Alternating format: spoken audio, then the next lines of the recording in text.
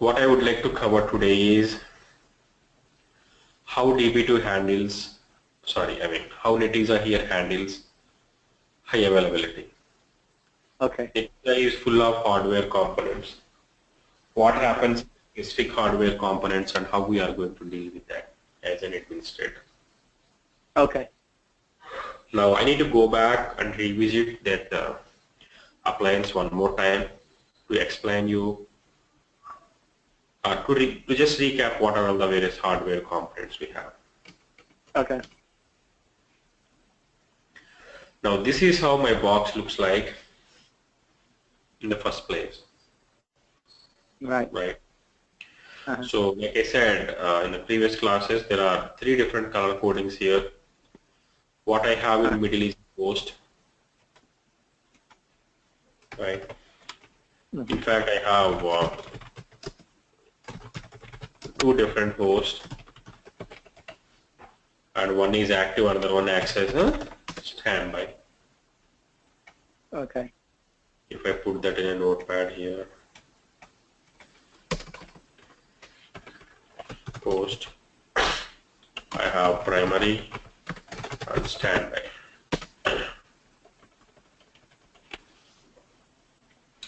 Right. What I have on the top is storage. These are also called as a disk slices. Okay. I got like the model I'm talking about here is a Twinfin model. So I have here like 8 disk enclosures. So what are those 8 disk enclosures I'm talking about here? 1, 2, 3, 4, 5, 6, 7, and 8. 8 disk enclosures. Okay. Okay. So each disk enclosure has 12 disks for me. Okay. One disk enclosure has 12 disks. Okay. Right. Total I have 96 disks. Okay. Now this one's based on this model, right? Different model might have more disks, right? Yes. Exposure. Okay. Yes. When I come to Striper, we got like 240 disks. Okay. So I'll cover that architecture. So there is a little equation we need to understand here in this Netezza appliances. One disk is 1 terabyte, right? But 1 terabyte is 1/3 user data plus 1/3 mirror copy plus 1/3 for temp. Oh. Right. Oh. I see. That okay. So that's every single disk. Yeah. So only you store 1/3, but the point is this is compressed by default. Right. What I have at the bottom is Now, as far as the compressed, then I mean, how much of space that is saved for Netezza compress? right at least 4 times. At least 4 times. Okay. At least 4 times. So there are when they give the presentation, they might say like 20%, 30% also comes, but it all depends upon the number of repeatable syllables, right? Symbols. So, okay. But at least 4 times compression is minimum occurring in INA. Okay. Okay. Can you put that on that notes too? Because later on you're going to give me this note, right? So that would be good. Thank you. 4 times is guaranteed. Okay.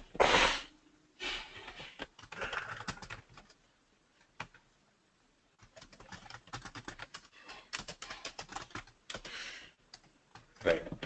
So I have like 96 disks.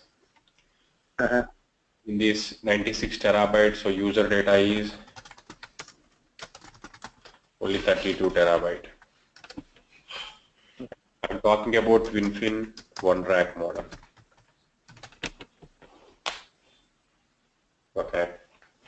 Now what I have at the bottom is a processing power. Processing or a CPU. Now if you look at, I have two compartments at the bottom here, chassis 1 and chassis 2. Okay. Right. If you look at each chassis, it has like blade servers within it. There are 6 blade servers in each chassis. 1, 2, 3, 4, 5, 6. Yeah. I got like here blade servers plus 1 free slot. I have here 6 blade servers plus 1 free slot. Now, how a blade server look like? How a blade server looks like? It's a 2-part component. When I open exactly in middle, this is how my left component looks like, and this is my right component, right side of a blade server. What I have on the left side here is 2 quad-core CPUs. 2 quad-core CPUs. Quad is nothing but 4, so I have like 8 CPUs here. Now I have 8 slots for main memory, where each slot can hold 2 GB or more. I have 8 slots for main memory, so it's a 16 GB memory. I have a component called FPGA, which is a secret sauce for Netezza's performance. I have like 4 such dual core slots. Dual is nothing but 2, like 4 into 2, 8. So when I say here, when I put all of them in a perspective, like here, one blade server has 2 quad-core CPUs, which is nothing but 8 CPUs, right? 8 RAM slots, which is nothing but 16 GB RAM, and 4 dual-core FPGA,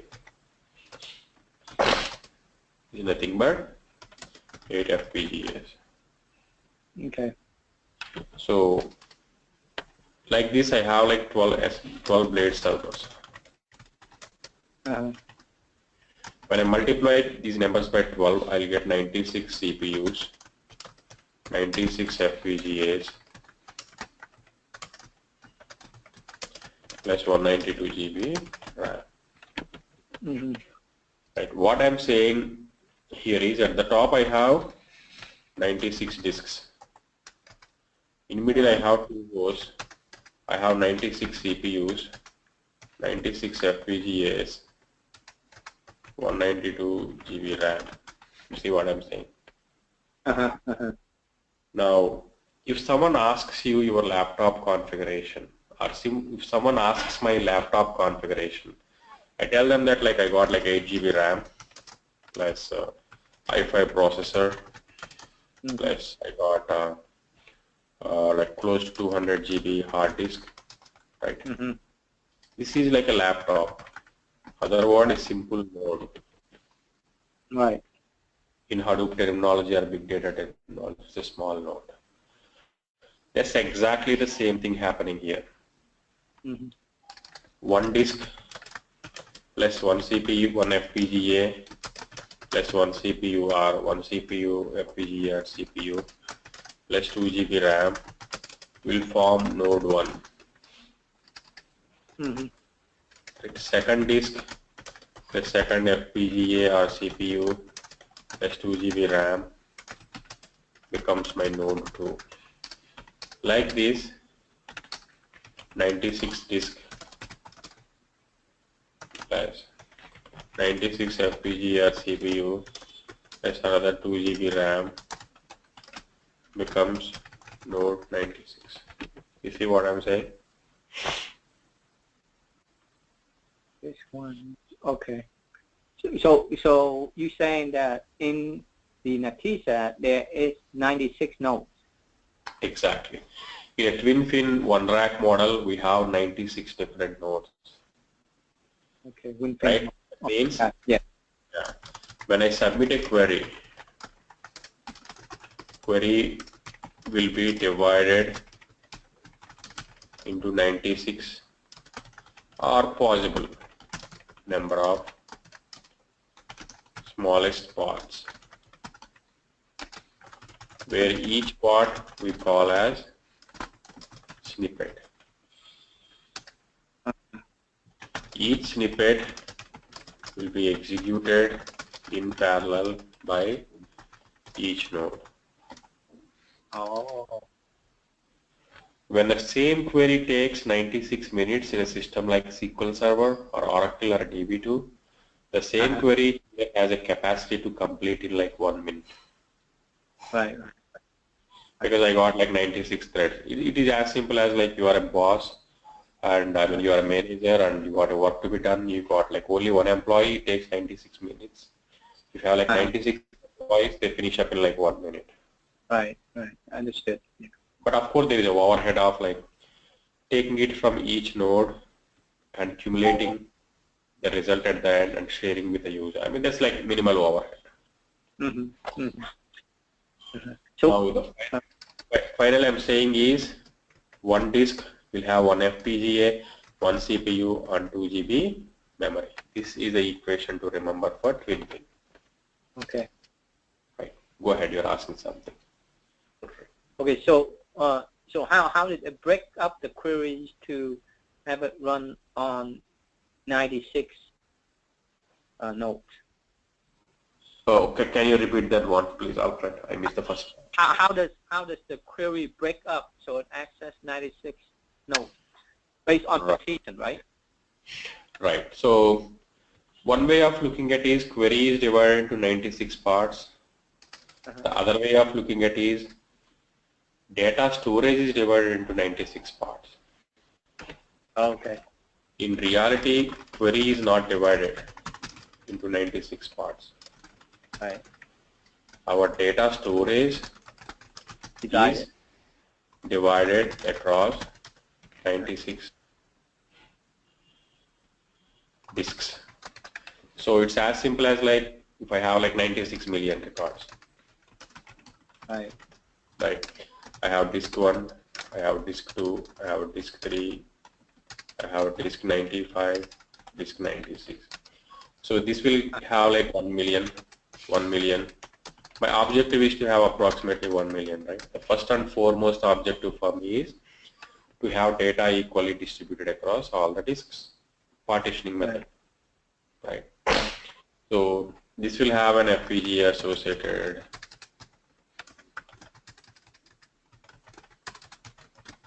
So CPU associated.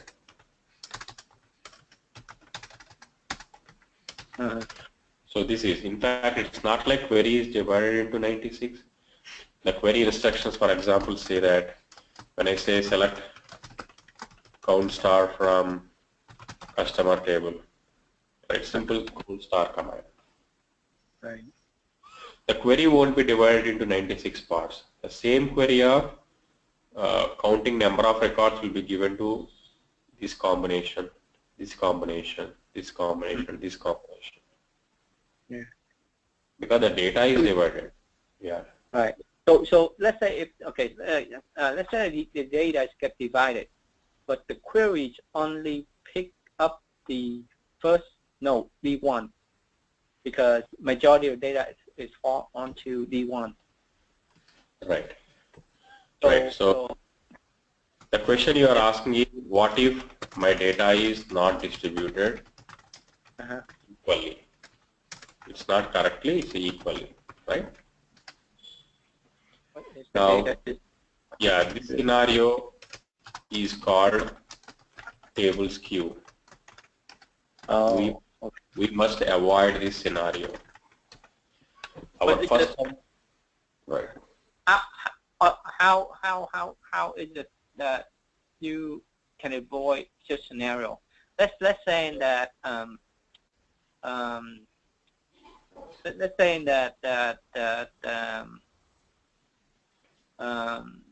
is data that based on particular month. If we follow into that month, then the data is going to go into one of these nodes, right? Or weekly, something like that. Let's say if 1 week have tons of data, the next week have very little data, then I mean how could it be break up? because some of the scenarios that even on the SQL side, I have seen that the developers that they use partition to break it up, but then they end up like sometimes they end up with like one partition that when they run the query, it's most likely it's point to that partition only. Right. It's not like spread out. Right. I see your point, Alfred, but this is always a debatable question in a systems like SQL Server or DB2.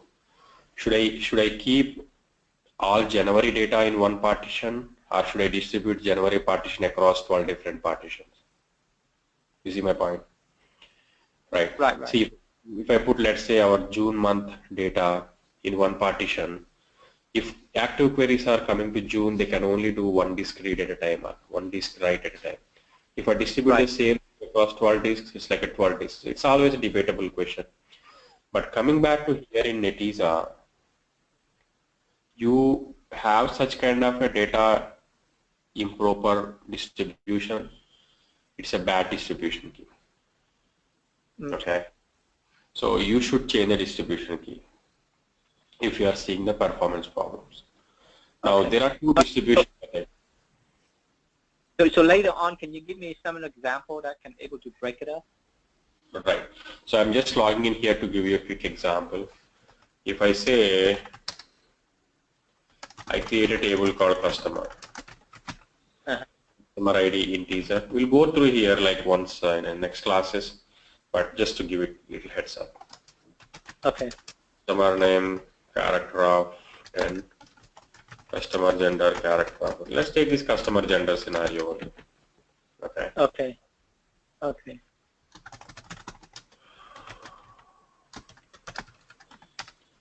I say insert into customer values 501 Ravi male. Yeah.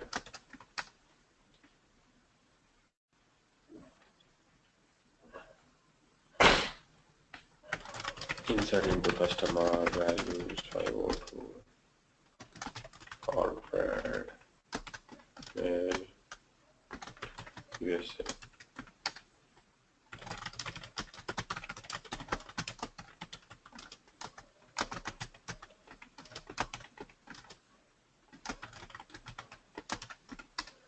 Right.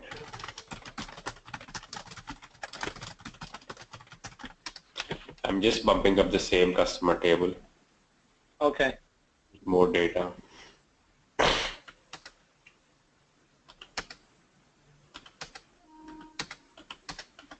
I mean, this is good enough. This is okay. Right. Okay. So there is a command we have called ngds. // exclamation will run the command at a dollar prompt. I have two disks here.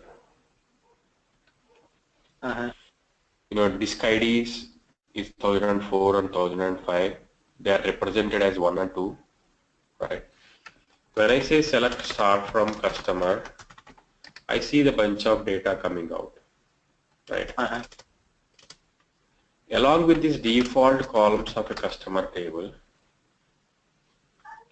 right, I also have an invisible column called data slice ID. Data slice ID is a one invisible column which tells me that in which disk this row went and sat. You see what I'm saying? Data slice ID is a invisible column which tells me that in which disk this record is stored. Okay? Now all I got to do is, go ahead. So that the data slide ID is that the system, when you create the table, it automatically create that for you, or you have to create that? No, it's an invisible column. It gets created automatically. Oh, so any table that you create, it automatically create that for you? Yeah, it's automatically for you. Okay. Okay, the system doing that. Now when I see here, so when I say data slice ID against 2, I have 256 records. Against 1, I have 128 records. So if I insert one more time, I got like 512 into and data slice ID 1 got 256. Right. So Point to note here, yeah, one second, let me finish this up. The point to note here is when I create a table and if I don't specify any partitioning key, that is in fact distribution key, by default first column will be picked up. okay. By default first column will be picked up and data is distributed on a hash. Let me create another table here. Create table customer underscore queue, select star from customer, distribute on customer gender. Sorry, I missed a keyword here. Yes, as. Now what I'm saying is I'm creating a new table, but this time instead of customer ID default one, I'm saying that distribute on gender, right? When I run the same query to find out data slice ID information, all the data is stored in only one data slice. So even though I have two second data slice, we are not using the second data slice here, right? Okay. This is not a good sign. Now if I have a scenario like this, all I got to do is like create table customer underscore new as, select start from customer. You have to change distribute on, or you have to say at least random, right? Random will try to equally distribute. If you don't have any column that you can use to distribution, you can simply say random.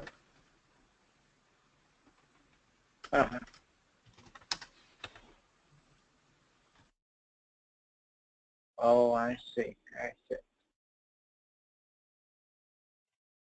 You saw my point? So like in our scenario, if you don't know if month can be a right distribution key because you have only 12 months, but you got like 96 disks minimum. We don't know if week can be a right distribution method because you got only like 52 weeks, but you got like 96 disks. Right. You don't know if day can be a right distribution key because on a particular day you get more number of records than like mostly like Mondays you have a pretty big business incoming. So it kind of creates a skew. You cannot, if you don't know the right column to use, random can be a best choice. Random is not a bad thing, right? Our first and foremost objective is to make sure data gets distributed equally. Also, majority of the random that's going to do, they're going to divide the data equally, right? If Right. you have, like, in this case, you put on a disk, but if you have 96, it will distribute equally on 92 disks. Right. 2 disks. It tries to distribute. Yes, you are right. That is what? So if that's the case, and then you really don't have to worry about how to partition the table. So that's a very good. That's a very good question. So that is care. Is that right or no? I agree partly because if you choose a right distribution key and the table you are joining also has a right distribution key, you can eliminate. We have a concept called like partition level elimination, right? When I say reproduce this scenario called I have orders, sales. If both are distributed on month, when I am looking for a data in a where condition where month is equals to Jan, I can simply eliminate at the partition level itself. I don't have to get into March, April. See what I'm saying? Oh, because January could be. Right. These two are distinct partitions at a month level. When I join these two tables. Is you saying that if the order and the sale, that's one to one. So you pick a month, it is distributed evenly. Right. So it's distribution key, let's say Right, month. Right. So anyway, this is a concept for a separate class called distributions. I'll exactly answer your query. If random makes me to distribute or random helps me to distribute data equally, why should I have to go for hash distribution? Because hash will give me something that random does not, which is called performance. If random gives me like 10 times performance than a traditional system, hash will give me like 100 times than traditional system. Oh. Because it has a capacity to eliminate, right, or eliminate unnecessary data pretty fast at a partition level. So we see that example. For now, the point I'm trying to make here is our first and foremost objective. Netezza does most of the things on its own, but they left the concept of data distributions for us because we know our data better than they do. Okay. When I talk about this Twinfin architecture, the basic architecture equation here is 1:1:1:2. So in short, sometimes we call this as a 1:1:1. Now here comes the problem. You look at this ratio is between a disk. FPGA is a kind of a processor and CPU is also a kind of a processor. Both are processors. So here what is happening here is, if I compare them with an animals, I am putting these three guys in a race. Obviously lion can run pretty faster than elephant. Okay. Now what is happening is disk is like elephant to me. Very slow because it has to process so much of data, right? Now what IBM understood after the research was, these guys are waiting long. These guys are not getting utilized 100% because disk processing is taking time. Got it.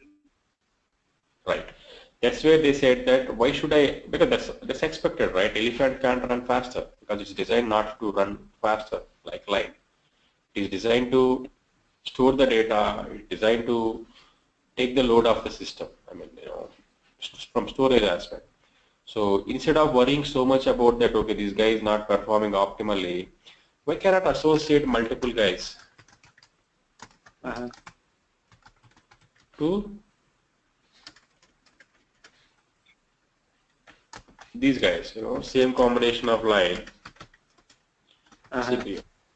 So that's what happened in the later models like Striper and Mako, right? They changed the architecture a little bit in such a way that, right, approximately 2.5 disks are associated with one FPGA and one CPU. I'll cover that I'll cover this architecture again in later sessions of the Striper and Mako. But for now, what I wanted to understand is, right, so this advancement happened in the current ones. So we don't have to, so from administration point of view, we don't have to worry about it. The system takes care of this topology automatically. Right. But the thing that we step in as a DBA here is, what if any of these hardware component fails? Right. Right. Before I go and explain on that high availability, any questions so far? Let's see. No, I'm good. Okay.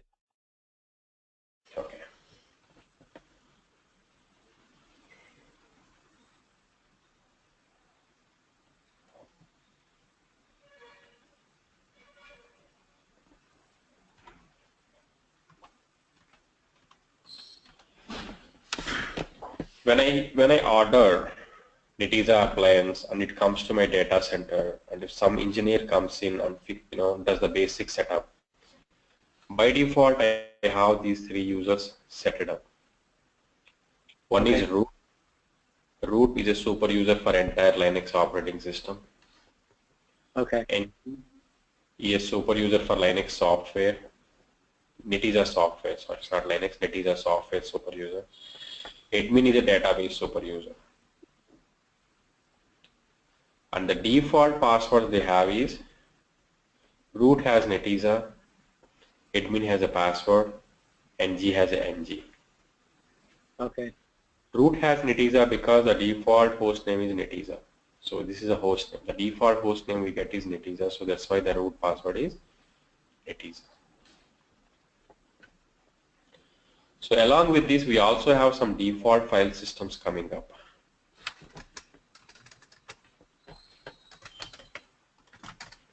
When I say df-h, there are a bunch of file systems by default come, and out of these file systems, these three are very important. /ng, which has all the Netezza's metadata. Okay. Export home is a home directory. ng scratch is a temp file system. Instead of using /temp, it uses this ng scratch for any local operations. Okay. Got it. Right. So this is how we mount another file system to take backups. We don't take backups into any of these existing spaces. Even though we have like 200 gig or 1 terabyte free, don't use them.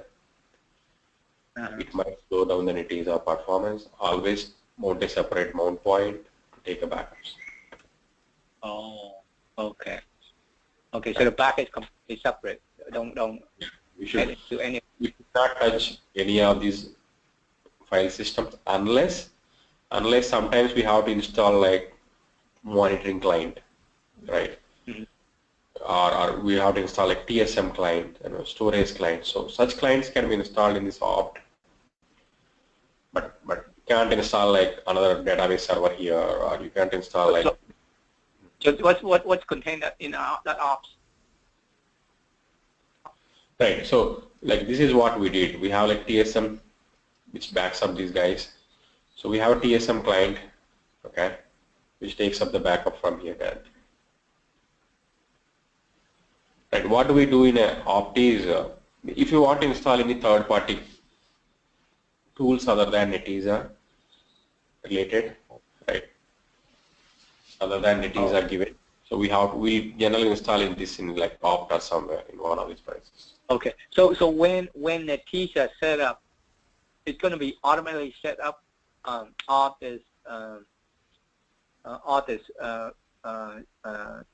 directory or folder, right? It automatically sets all of that up.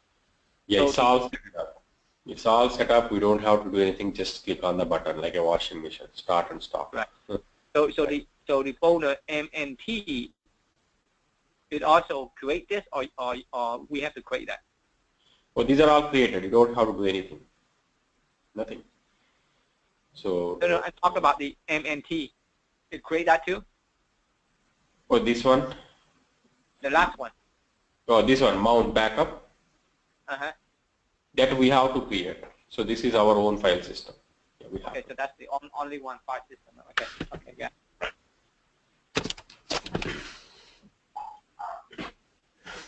Right. So what I'm going to talk right now is what happens when any of these hardware components fails. In at least the first one we have is what happens if a host fails. Right. I have two hosts. One is active, another one is standby. Like I said in yesterday's class, Netezza took Red Hat Linux source code and they customized it for Netezza needs. That means each of these hosts runs high availability Linux. This is a platform feature, right? The high availability at a Netezza is nothing but this platform high availability plus there is a protocol called DRBD, distributed replicated block device. Now what this guy does here is whenever I write any block on the active host, it immediately writes the same block on standby host as well. Okay. Whenever I write like maybe like a block size, let's say if I assume that like 128 KB, it writes it here too. So overall,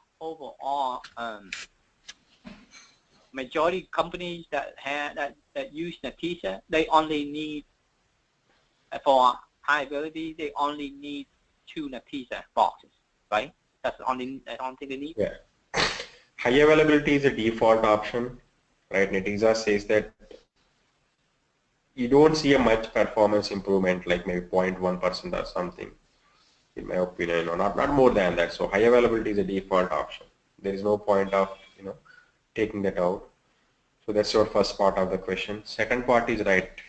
One for production and one for non-production. Okay. Two boxes. Right. Two boxes, 1 dBA is enough. Okay. So, unless you go for like aggressive development, or generally like this offshore model, right? One sits in US and like maybe a couple of guys sits here in India. So it knows when issue happened. It knows to fail from primary to secondary. It automatically does that for you. Yeah, that's automatic. Now that's explained in the next slide. Now what I mean by block here is this software DRBD replicates only these two file systems. Oh. Whenever you write a block in this /ng basically has metadata. You remember yesterday I showed you? Yeah, yes. ng database directory. Here you have all your metadata. So this /ng, whenever you write a block here, or export home whenever you write a block, it automatically writes same block in the standby host as well. Okay. So there is a third partition called ng-scratch, which is used for only Netezza temporary purpose, but this does not survive a failover.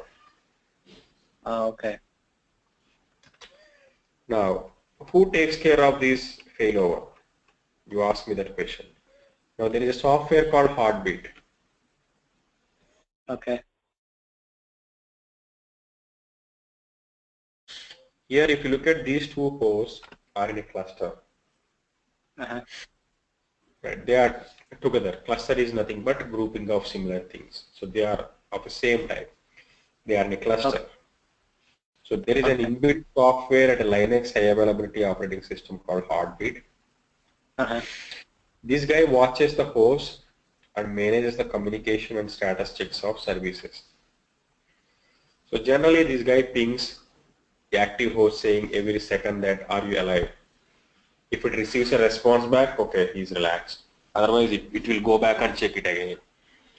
So if it does not receive a response for like 3 or 4 seconds, that is configurable, like how much time to consider as a failover, right? Like node fail. So let's say generally if it's like 3 to 5 seconds, if there is no response from the node, it assumes that node 1 is down. Oh, so this main cluster management. So this Heartbeat it is installed onto Netezza. Right, it is set up by default. Okay. So both Mm-hmm. both boxes will have this Heartbeat then, right? No, say that again, Alfred. Okay. So my question is that the Heartbeat, it's installed onto both of the Netezza blocks, right? That is true. It comes as a package with this Linux operating system installation itself. Oh, okay. So this is generally the responsibility of a Unix guy or Linux guy. But you know, sometimes we have to take care of this too. Okay. Now this software runs like a service, right? This guy runs like a service and checks the host one for or active host for availability.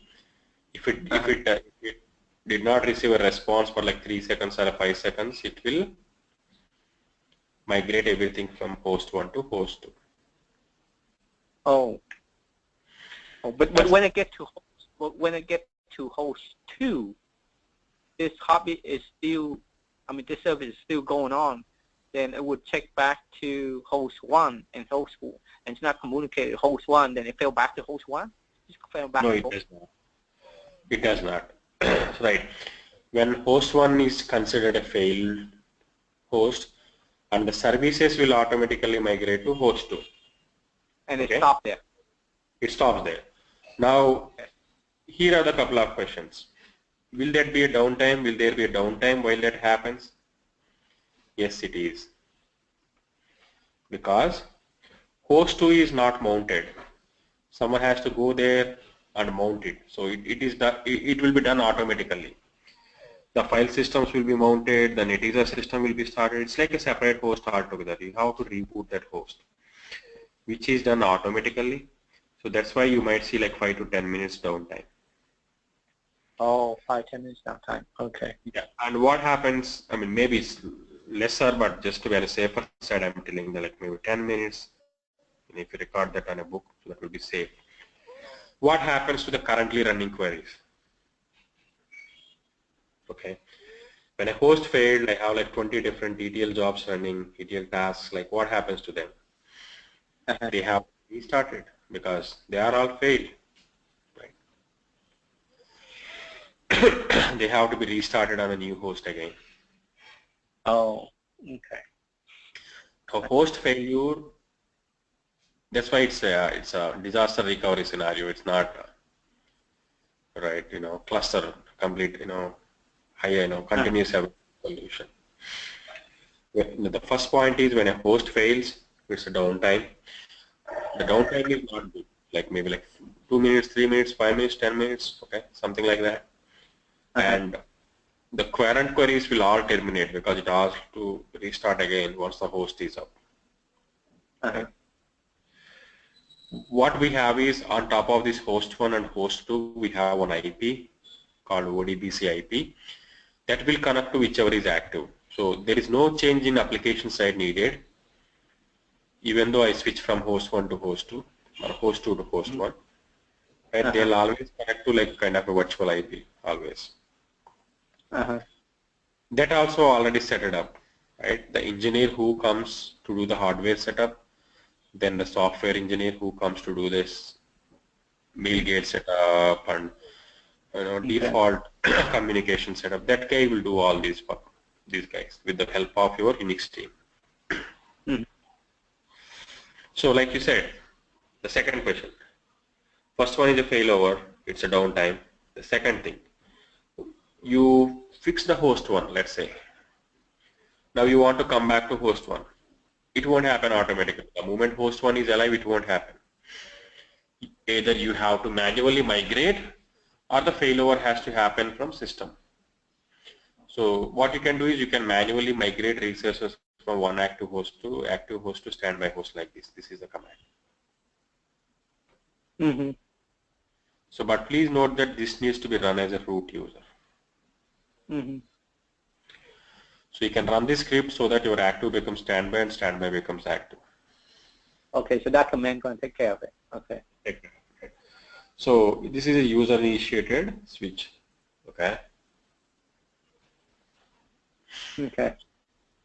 So what are all the commands you have here? These are for general Linux admins. If you want to find out which is your current host, like which is the current active one. I have like 2A and 2B on a cluster. So my 2A is current one. Always try to keep your active host as A node only. Okay. Host 1. Now the third point here is, what is our responsibility as a DBA? Now you have a failed host, right? And now you work with like IBM support to replace that failed host.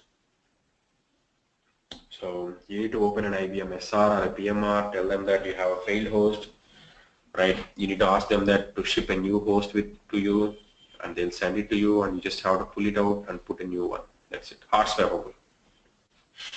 Oh, so DBA will do that. DBA will pull it out and put in a new one. Well, maybe we don't do that, but let's say this is what happens. So let's say my data center is in Chicago. I sit here, right? I sit here in India. So the data center IBM guys can walk in and do that for us. Okay. If we schedule, some time, if we have all the paperwork done, IBM guys will do that for us. But generally, we train our data center guys to do that for us. Right. So any engineer from a data center, like if they have enough paperwork, they walk in and we tell them that, okay, pull this guy and put a new one, right? Okay. How often we see these host failovers? I haven't seen one in the past 5 years. Wow. You see, very rare, but I have heard about it. Like one of my colleagues I was talking about the other day who moved on H1 to US, they have seen the failover. But that failover happened in a non-production environment, right? These are like very rare opportunities. Okay. I don't call it as an opportunity, but yeah, still it's an opportunity because very rare we see that. More than more than this, it's a process. See, you sit at one place, you have a data center at a different place, you have a users at a different place, that you have IBM at a different place, you have a change control that you need to do RFCs or a CCB cap calls you need to attend. To approve all these is a pain. The whole replacement is like 2 minutes job. You pull it out and put a new one. Done. Right. Oh, let me take a look at this. Let's see. Relocate entry result group from the active to standby. And then on the bottom, that's how you switch between the active and the standby, right? Mm-hmm. The command, those restart and restart. Okay.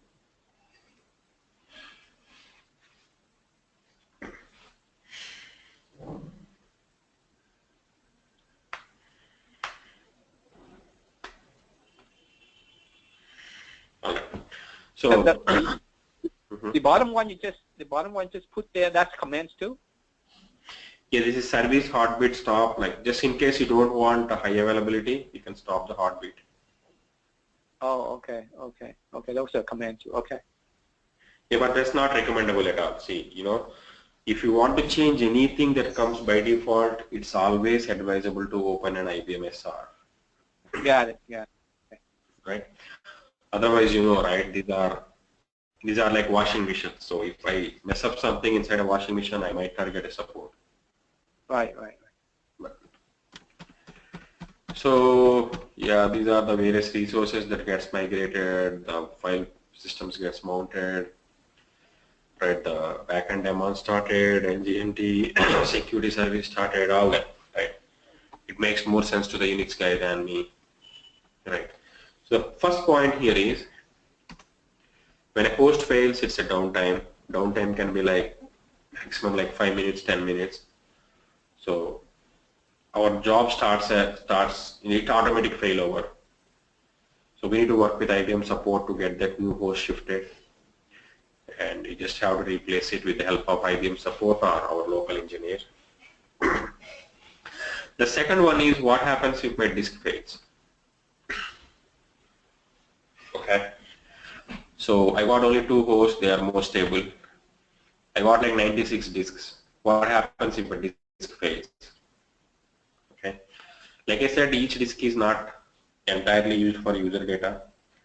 1/3 is for user data, 1/3 is for mirror copy of some other disk, and 1/3 is temp. Okay. Now, on an active scenario, all 4 disks will be working to give a best response for queries. If disk 1001 failed, I have the same copy here. Okay. So that the queries will come and read from this mirror copy instead of going to primary copy. These 2 are in sync always. If this failed, the queries will be redirected here, but there is no downtime. If a disk failed, there is no downtime because the queries will be redirected to mirror copy. If mirror also fails, if this also fails the same time, it's a data loss. Oh. You have to go back to backups. But how frequently that scenario happens? Maybe 1 in a million chance. Yeah, both getting failed the same time. Because out of the 96 disks I told in a Twinfin, 4 are spare disks. I lied about you that 96 being active. No, only 4 are spares. 92 are active and only 92 are only active. 4 are spares. That means if a disk fails,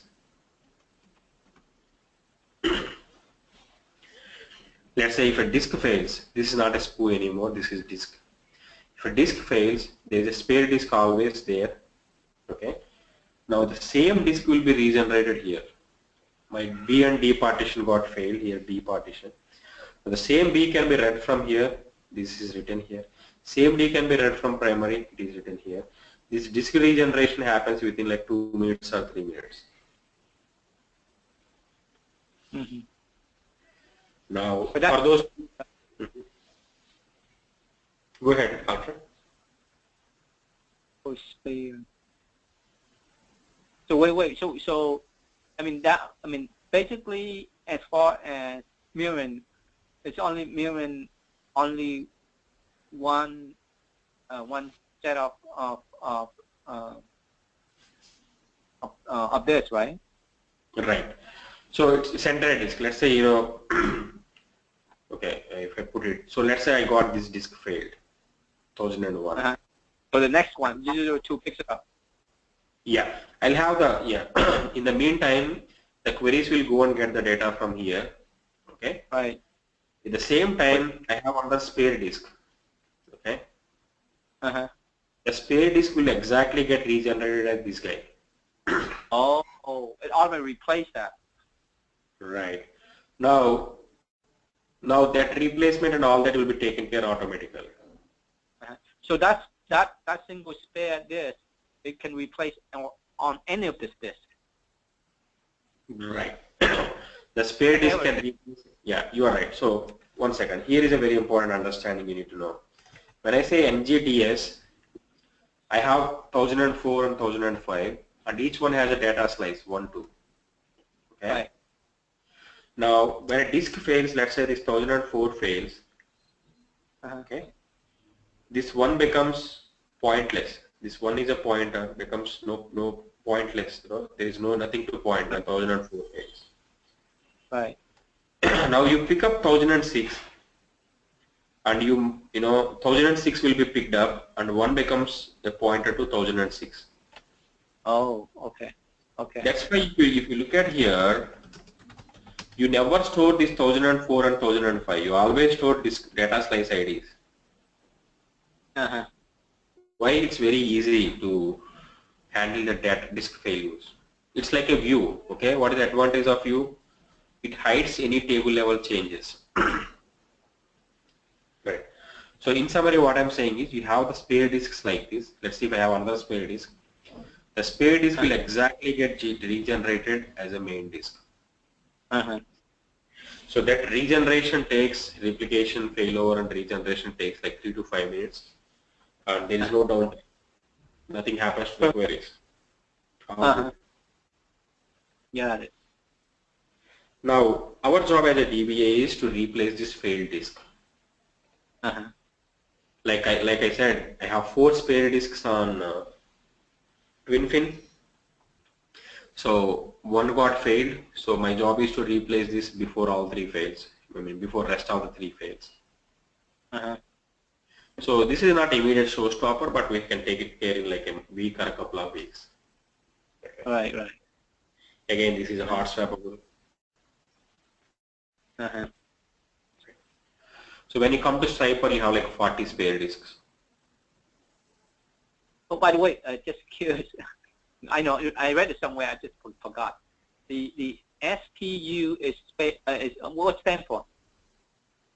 Okay, I'll go there. Okay, I'll explain you the terminology. It's a snippet processing unit, which is also called as an SBlade. Yeah, I'll go there. Okay. Okay. So second point. First point, when a host fails, there is a downtime. When a disk fails, there is no downtime. Okay. Now, what happens when a SBlade fails? What happens when a SBlade fails? Now, what happens is, even though I say these disks and hosts are very loosely coupled, there is some kind of an association here.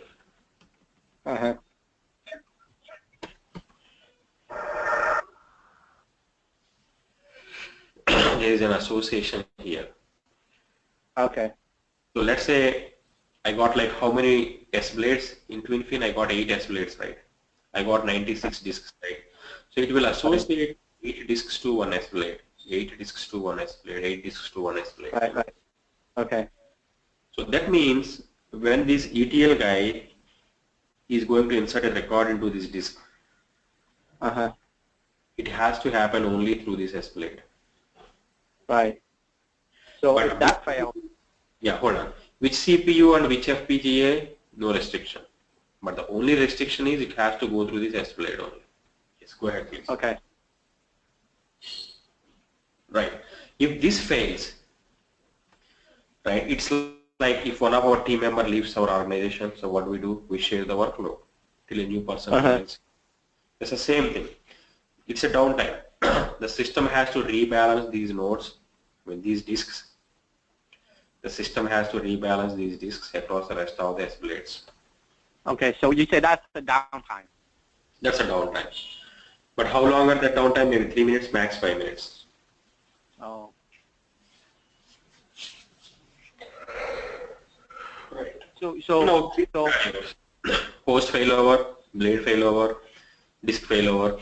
But the point is, when I say this ETL can only go through this S blade, this guy can also go and read from here, but they won't read it because it's not, it causes a lot of mess. So when they rebalance it, each one can be read, this disk can be reached from all of these S blades. There is like multiple always available between all hardware components. got it. I got it. Yeah. But as far as okay, you said this is a spare. Blade is no spare, right? Yeah, there is no spare. That's why you remember I said here, I got one free slot. So if any one of the blade fails, you can put new blades in the trees. What we do is we keep some repository in our data center, right? Requesting IBM, they shipping it to us might take some time. We might keep like 1 or 2 blade servers with us. Oh, okay. Right. So, so they do have spare, you said. They do have one spare on the blade. Right. There is one free slot here. Right. But that spare is automatically kicks in just like the disk or no? No, this is an empty slot. Oh, empty slot. Oh, sorry. Okay, Yeah. got it. Empty slot. Okay. Yeah. Okay. I got it. Yeah. Got it. So, yes, that's pretty much it. So, coming back to address your question on this terminology, we heard these various hardware terminologies, right, so far.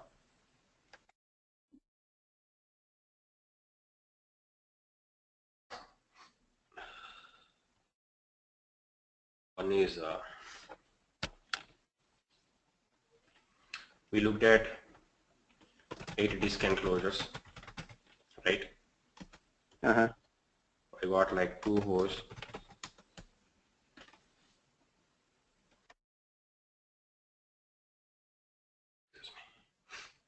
I got like chassis 1, chassis 2. Okay. Now, this 8 disk enclosures is nothing but 4 disk enclosures plus 4 disk enclosures. 4 disk enclosures is called as storage array 1. Another 4 disk enclosures is called as storage array 2, right? This chassis 1 has like 6 blade servers. They are also called as S blade servers because these blade servers handle snippets. That's why they called as S blade servers. The old name for them is SPU, snippet processing units. These are also called as... Say that again. I'm sorry. I didn't hear you too well. So 6 blade server also called as an S blade server. Yeah, these are also called as 6 S blade servers. 6S. Right, these are also like 6 SPUs. What I'm saying is S blade is an alias for SPU. Oh, okay. So what's that? The S stand for snipping? S stands for oh, snippet. okay. All right. Okay. Yeah. Now, what I have is SPA. Snippet processing array is nothing but storage array 1 plus chassis 1. SPA 1. You might have come across this terminology. SPA 2 is nothing but snippet processing array. Nothing but storage array 2 plus chassis 2. When I say one rack is nothing but SPA 1 plus SPA 2. Okay. Got it. Right, you see what I'm saying? Yes, yes, yes. So when I go ahead and bought like only half rack, I get only SPA 1. Okay. Right? Right. When I go ahead and buy 2 racks, I get SPA 1 plus SPA 2 from one rack. Similarly, I might have like SPA 3 plus SPA 4. Okay.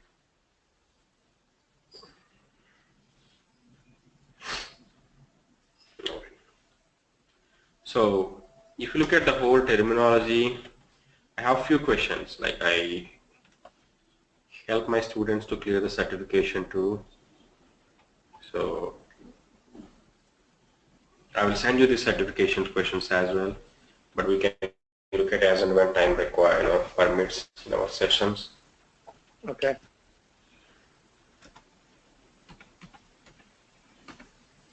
So these are all the various hardware components we can see. We can hear, right? NPA, we call it as a Netezza performance server, is nothing but the Netezza. You might hear SPU and SPLADE both are same. SPA is a combination of disks on the top plus blade servers on the bottom. Snippet processing array. So NIC, network interface cards, these are used to communicate between components. FPGA is a field programmable gate array. I haven't spoken what is this FPGA's benefit so far, but I'll speak in tomorrow's class. Okay. AMP, the whole Netezza model works in AMPP architecture, asymmetric massive parallel processing. So the whole concept of like 96 disks and 96 nodes and all working parallelly. SMP, the Netezza hosts are called SMP hosts, symmetric multiprocessing hosts. That means they are symmetric in the sense one if you write on one thing, the same thing will be written on another node, and they are capable to do multiprocessing. Standard CPU. So rack is nothing but, so this is the equation. So one equation is 1:1:1. The other equation is this one.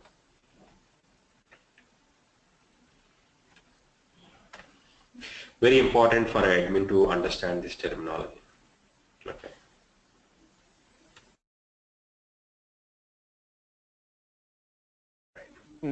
Okay. So, like I said,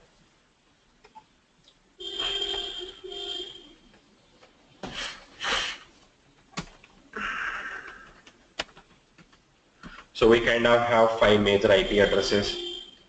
IP address for host 1, IP address for host 2, and operational IP or virtual IP which sits on top of it. So we only share this operational IP with the external community.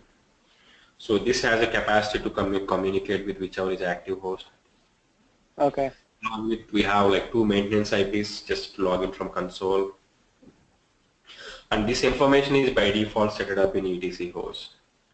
The Netezza here, with the help of your Linux team, they'll set up this for you. Okay. Right.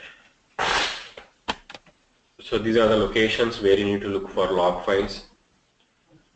Linux logs are available in varlog, and Netezza logs are available in ngkit log directly. In tomorrow's session, I'll explain you about these directory hierarchies. The directory hierarchies we have here. We so far stopped it here. So if I go to ng, what are all my important directories to concentrate? I'll talk about that. I'll also talk about these log files in tomorrow's session. Okay. Okay. So I guess overall, like any other database system, DBA have to look at those logs when to see if there's any issue, right? Like part of the help. Right. So it's a simple thing, like you run a backups. So you receive a mail that backup got failed. Where to start looking for? Okay, got it. Okay. Right. So the system suddenly went from online to paused state. Where to look for? Okay, got it. Right. Okay. That's all I have for today, Alfred. Okay, great.